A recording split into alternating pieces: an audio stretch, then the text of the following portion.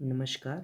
UP TET previous year question paper series को आगे बढ़ाते हुए आज हम लोग 15 अक्टूबर 2017 के अपर प्राइमरी के बाल विकास सेक्शन को करने जा रहे हैं। पहला प्रश्न कह रहा है, भारतीय संविधान के किस अनुच्छेद में 6 से 14 वर्ष आयु वर्ग के बच्चों के लिए निःशुल्क व अनिवार्य शिक्षा का अधिकार शामिल किया गया है? तो 6 से आयु वर्ग के बच्चों के लिए निःशुल्क व अनिवार्य शिक्षा का जो अधिकार है वो आर्टिकल 21A के तहत है, जो कि 86वें संविधान संशोधन में सन 2002 में इसको ऐड किया गया था। ठीक है। जबकि इसमें आर्टिकल 15 जो है वो धर्म, जाति, लिंग तथा जन्म स्थान के जो आधार पर है विभेद को नकारता है। ठीक है। आर्टिकल 20 जो 6 है वो कह रहा है कि धार्मिक कार्यों के प्रबंध करने की स्वतंत्रता दे रहा है। और आर्टिकल 45 जो है वो 6 से कम आयु वर्ष के बालकों की शिक्षा एवं देखरेख के संबंध में उपबंधों को प्रोवाइड कराता है। ठीक है। दूसरा प्रश्न हमसे कह रहा है, क्रेस्मर ने व्यक्ति को निम्न में से किस प्रमुख प्रकार में वर्गीकृत किया है? तो क्रेस्मर ने कृशकाय, गोलकाय, सुडोलकाय ये तीनों प्रकार के रूपों में वर्गीकृत किया है, ऑल ऑफ दीज। ठीक है। शारीरिक संरचना के आधार पर व्यक्तित्व के सिद्धांतों को दो साइंटिस्टों ने दिया है, एक शेल्डन और क्रेस्मर। शेल्डन ने कार के आधार पर दिया है और इन्होंने काय के आधार पर दिया है। कार के आधार पर शेल्डन ने एंडोमॉर्फिक, मीजोमॉर्फिक और एक्टोमॉर्फिक, गोलाकार, आयताकार और लंबकार, और क्रेस्मर ने कृशकाय, पुष्टकाय या सुडौलकाय, लंबकाय या स्थूलकाय इन तीन भागों में वर्गीकृत किया है। और क्रेस्मर ने दुर्बल व्यक्ति को क्षीणकाय कहा है। ठीक है।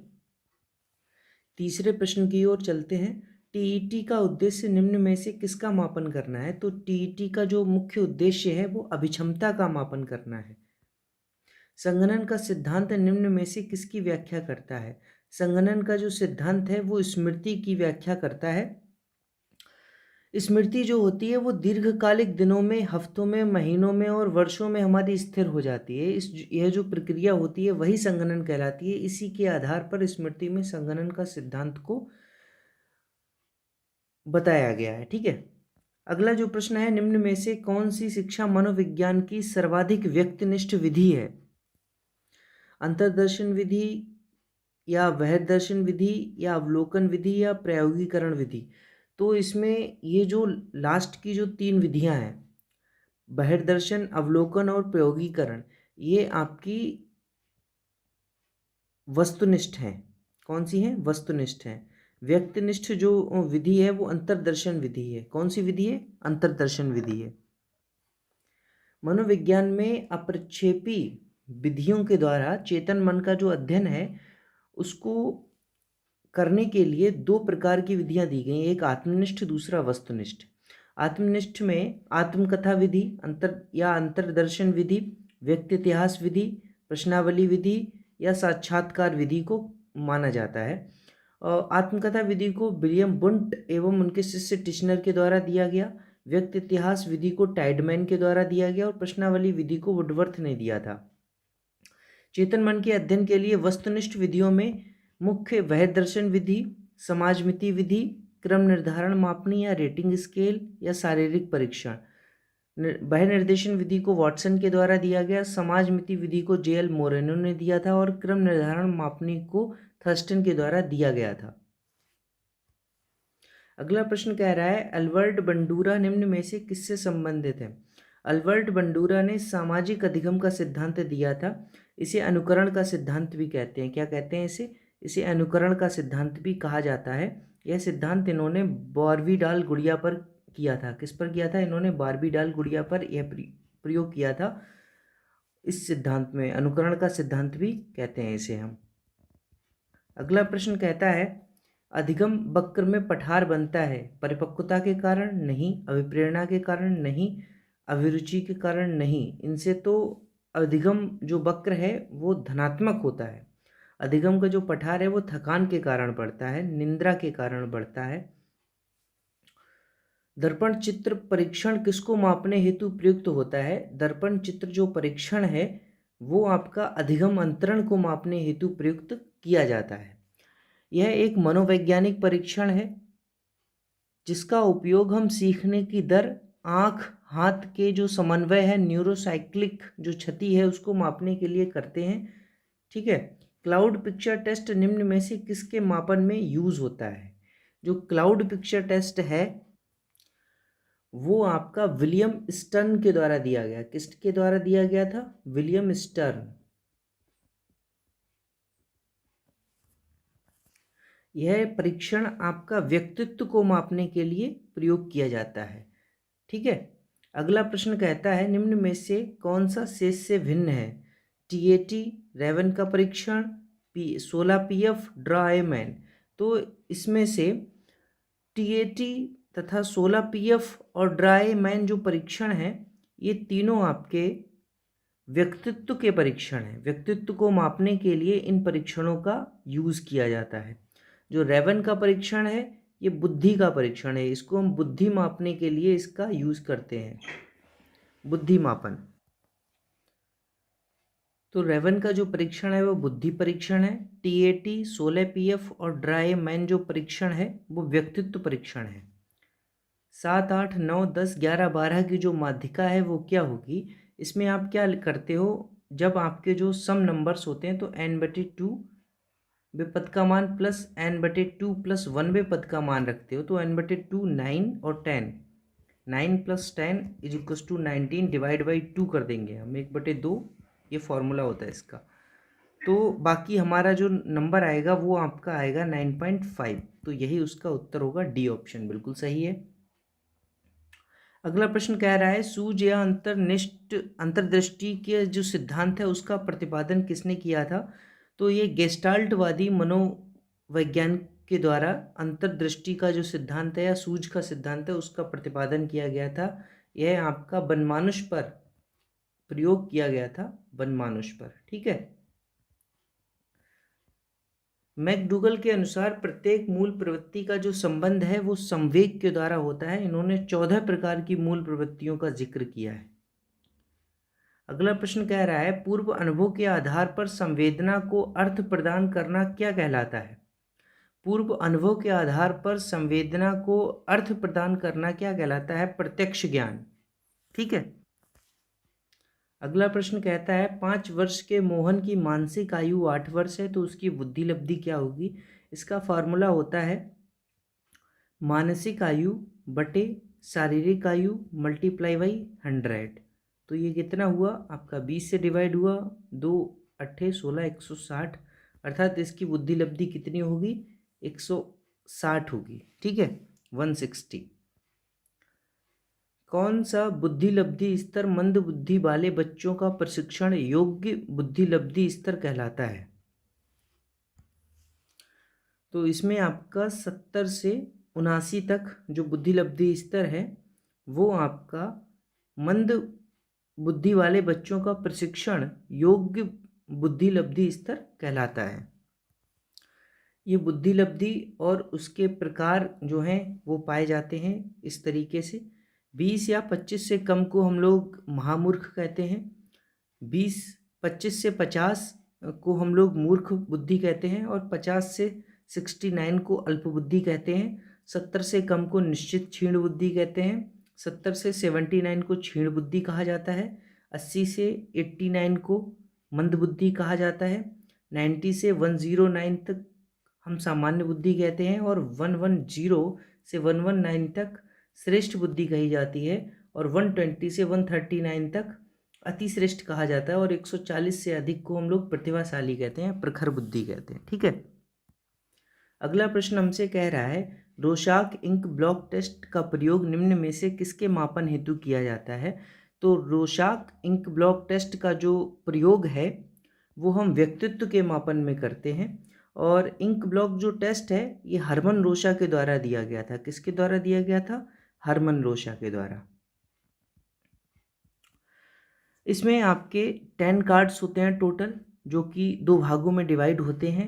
5 कार्ड ब्लैक एंड वाइट होते हैं और 5 कार्ड आपके कलर होते हैं। ठीक है, ब्लैक एंड वाइट होते हैं और 5 कार्ड आपके कलर होते हैं। ठीक है, इनमें आपका ये जो कार्ड होते हैं वो आपके किसी कहानी को निरूपित करते हैं। तो 10 कार्डों पर स्याही के धब्बे बने होते हैं, 5 कार्डों पर काले व सफ़ेद तथा बाकी 5 कार्डों पर विभिन्न प्रकार के धब्बे बने होते हैं। बालक को आकृति दिखाकर उसके बारे में पूछते हैं, जिससे बालक में क्रियात्मक, भावात्मक और संज्ञानात्मक उसके परीक्षणों को करते हैं और उसके व्यक्तित्व का मापन करते हैं कि वे अपने व्यक्तित्व से किस तरीके की कहानी का निर्माण करता है। ठीक है।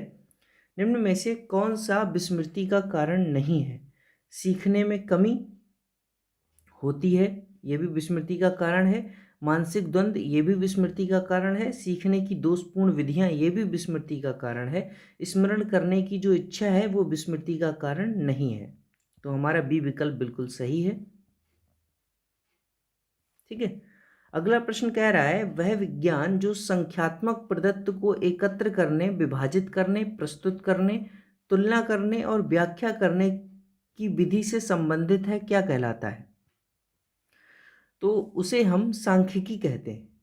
जो संख्यात्मक प्रदत्त को एकत्र करता है, विभाजित करता है, प्रस्तुत करता है, तुलना करता है और व्याख्या करता है, तो उसे हम सांख्यिकी कहते हैं। पिछड़े बच्चों के लिए शैक्षिक उपलब्धि की जो अवधारणा है वो सिरिल वर्ट के द्वारा दी गई थी। किसके द्वारा दी गई थी? सिरिल वर्ट के द्वारा। निम्न में से कौन सा एक उत्तम परीक्षण की विशेषताओं से भिन्न है? विश्वसनीयता, ये भी आपका उत्तम परीक्षण में पाया जाता है। वैधता भी उत्तम परीक्षण में पाया जाता है और वस्तुनिष्ठता भी उत्तम परीक्षण में पाया जाता है। अभिक्षमता उत्तम परीक्षण की विशेषता नहीं होती है। तो ये जो भिन्न है वो क्या है? अभिक्षमता है। तो हमारा डी विकल्प इसका बिल्कुल सही उत्तर होगा। अगला प्रश्न कह रहा है, निम्न में से कौन सा बुद्धि का एक सिद्धांत नहीं है? एक तत्व सिद्धांत बुद्धि का है, द्वितत्व सिद्धांत भी बुद्धि का है और बहुतत्व सिद्धांत भी बुद्धि का है। जबकि जो प्रत्यागमन जो सिद्धांत है वो आपका आनुवांशिकता का है। प्रत्यागमन जो सिद्धांत है वो आनुवांशिकता का है। ये किसका है? आनुवांशिकता का सिद्धांत है। एक तत्व जो सिद्धांत है वो अल्फ्रेड बिने के द्वारा दिया गया। द्वितत्व सिद्धांत आपका स्पीयरमैन के द्वारा दिया गया और बहुतत्व जो सिद्धांत है वो थॉर्नडाइक के द्वारा दिया गया था। ठीक है। निम्न में से कौन सी एक अंतःस्रावी ग्रंथि नहीं है? अंतःस्रावी ग्रंथियों में नलिका जो है वो नहीं पाई जाती है। नलिका विहीन ग्रंथियां जो होती हैं वो कौन सी होती हैं? अंतःस्रावी ग्रंथियां होती हैं, नलिका विहीन। और जो लार ग्रंथियां होती हैं उनमें नलिका पाई जाती है। तो यही आपका अंतःस्रावी ग्रंथि नहीं है। और बाकी एड्रिनल ग्लैंड्स, पीयूष ग्रंथि और थायराइड ग्रंथि जो है वो अंतःस्रावी ग्रंथि है। आपकी पिट्यूटरी ग्लैंड्स अर्थात जो पीयूष ग्रंथि है वो आपकी यहाँ पर पाई जाती है। सॉरी, मैं कलर इसको चेंज कर लेता हूँ इसका। ये यहाँ पर ये जो है वो आपकी पिट्यूटरी ग्लैंड्स पाई जाती है और थायराइड जो ग्लैंड्स है वो आपकी यहाँ पर पाई जाती है। और बाकी आपकी जो एड्रिनल ग्लैंड्स है वो ये जो दो हैं वो आपकी एड्रिनल ग्लैंड्स यहाँ पर पाई जाती है। लार ग्रंथि आपके मुख में पाई जाती है। यहाँ पर लार ग्रंथि पाई जाती है जो कि आपकी बहिस्रावी ग्रंथि है।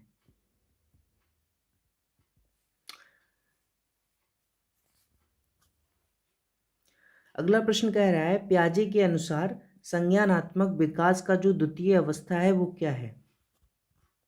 पियाजे ने 4 अवस्थाओं में संज्ञानात्मक विकास का सिद्धांत दिया है। पहला इंद्रिय जनित गामक अवस्था, दूसरा पूर्व संक्रियात्मक अवस्था, तीसरा मूर्त संक्रियात्मक अवस्था और चौथा अमूर्त संक्रियात्मक अवस्था। इसकी जो एज होती है 0 से 2 वर्ष होती है, ये 2 से 7 वर्ष होती है और ये 7 से 11 वर्ष होती है और ये 11 से लगभग 15 वर्ष होती है। तो प्रश्न में क्या पूछ रहा है? प्रश्न में आपका पूछ रहा है कि पियाजे की कौन सी दूसरी अवस्था है। तो आपकी जो दूसरी अवस्था होगी वो पूर्व संक्रियात्मक अवस्था होगी। कौन सी अवस्था होगी? पूर्व संक्रियात्मक अवस्था होगी। अतः हमारा तीसरा ऑप्शन बिल्कुल सही है। शारीरिक विकास को प्रभावित करने वाला कारक कौन सा है? शारीरिक विकास को वंशानुक्रम भी प्रभावित करता है, वातावरण भी प्रभावित करता है, खेल और व्यायाम भी प्रभावित करते हैं। तो ये ऑल ऑफ दीज, इसका विकल्प बिल्कुल सही होगा, डी ऑप्शन। बुद्धि लब्धि की गणना का सही सूत्र निम्न में से कौन सा है? तो बुद्धि लब्धि की जो गणना है उसका जो सही सूत्र है वो मानसिक आयु बटे वास्तविक आयु मल्टीप्लाई बाई 10, वो मल्टीप्लाई बाई 100, सॉरी। तो ए ऑप्शन इसका बिल्कुल सही है।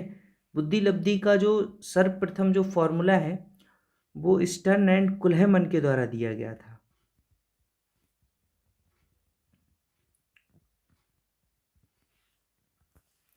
इन्होंने बुद्धि लब्धि के फॉर्मूले को मानसिक आयु बटे शारीरिक आयु कहा था।